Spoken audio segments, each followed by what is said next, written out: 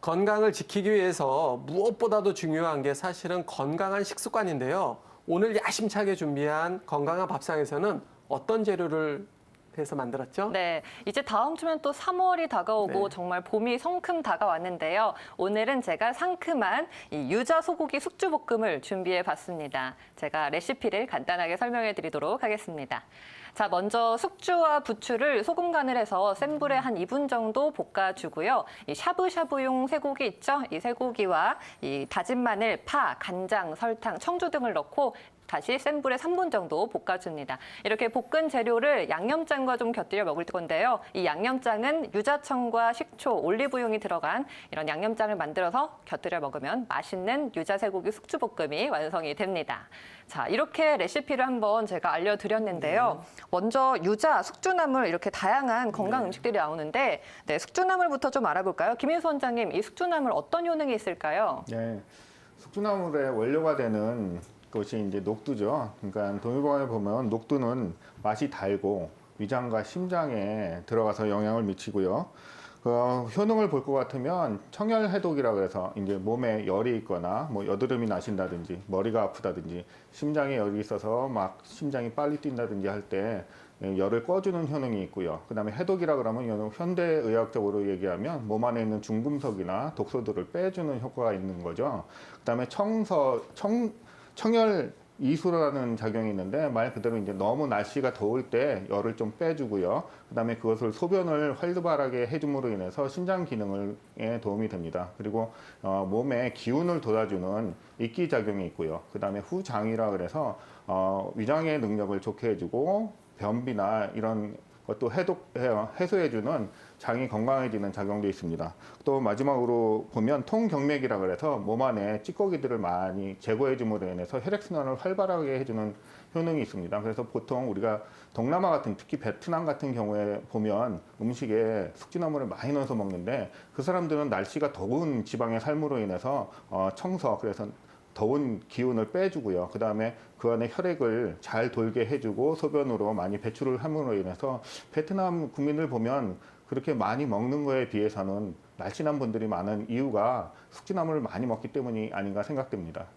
네, 이 숙주나물이 사실은 상당히 좋은 효능이 많잖아요. 네. 그런데 임산부나 아니면 한약을 쓸 때 좀 약간은 조심해야 될 케이스가 있다고 하는데 어떤 부분을 좀 신경 써야 되죠?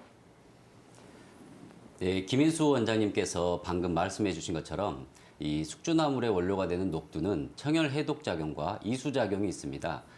우리가 그 임신 중에 쓰는 한약 중에 삼금탕이라는 약이 있습니다. 임신 중에 금해야 될 세 가지를 금하게 해주는 처방이라는 뜻인데요. 임신 중에 금해야 될 세 가지가 땀을 많이 흘리는 거, 그다음에 소변을 많이 흘리는 거, 그다음에 설사하는 거 이걸 말합니다. 이 세 가지가 몸에 있는 진액이 빠져나감으로 인해 가지고 임신을 유지하는 것을 불편하게 하기 때문인데요. 녹두가 가지고 있는 이 이수작용과 열독을 풀어주는 작용을 한다라고 하는 것은 기운이 위로 올라가는, 즉 뜨거운 기운이 위로 올라가는 것을 막아준다는 작용을 하는데요. 그래서 이거를 한의학에서는 하기작용이라고 표현을 합니다. 그래서 임신 중에 그 태아가 혹시나 하기작용으로 인해 가지고 위험해질 우려가 있어서 있는 이야기인 것 같고요. 그렇지만 이게 임산부가 먹으면 안 되는 음식이라기보다는 유산의 우려가 있을 때 굳이 드실 필요는 없지 않느냐 이 정도로 생각하시면 좋을 것 같고요. 아까 열독을 풀어준다고 했기 때문에 한약이라고 하는 걸 쓸 때 그 진단 결과에 따라서 이런 찬 약을 쓸 수도 있고 더운 약을 쓸 수도 있을 텐데 더운 약을 몸을 따뜻하게 해주기 위해서 더운 약을 썼는데 이런 녹두가 주재료가 되는 이제 숙주나물이나 이런 걸 쓰게 된다면 그 한약하고 서로 작용이 배치가 되기 때문에 한약을 먹을 때는 이런 그 숙주나물이나 녹두를 피하라고 하는 이야기가 있는 것 같습니다. 네, 그렇군요. 그리고 오늘 레시피에서는 유자청이 또 양념장에 들어가서 네. 상큼한 맛을 더했는데요. 박창훈 원장님, 이 유자는 어떤 효능이 있을까요? 예, 유자는 약재로 사실 한약재로 많이 쓰는 건 아니고요. 그 한약재는 귤을 많이 씁니다. 귤 껍질을 청피, 뭐 진피, 귤피 해서 많이 사용을 하는데 유자는 귤하고 이 친척 관계에 있는 과일로 이 유자피를 귤피하고 혼용하기도 합니다. 그래서 기운을 돌려주고 소화 기능 그다음에 기침이나 이런 호흡 기능을 도와주는 약재로 사용을 하고요. 이 소화를 촉진하는 효과, 신맛이 나잖아요, 그렇죠? 지금 이 시큼달큼한 유자청의 맛이 이 소고기 볶음하고 어우러져가지고 식욕을 더해주고 소화 기능을 촉진해줄 것 같습니다. 그리고 네. 영양학적으로는 아까 숙주나물은 콩나물하고 똑같이 당연히 섬유소가 많아서 이제 그 소화 기능이나 변비나 비만 이런 데 도움이 될 거라고 생각이 되고요. 유자는 비타민 C가 아주 풍부한 과일로 알려져 있습니다.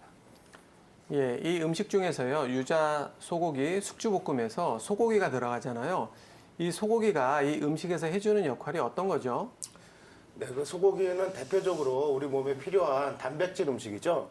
그래서 특히 죄송합니다. 성장기에 어린이들한테도 많이 그 도움이 되고요.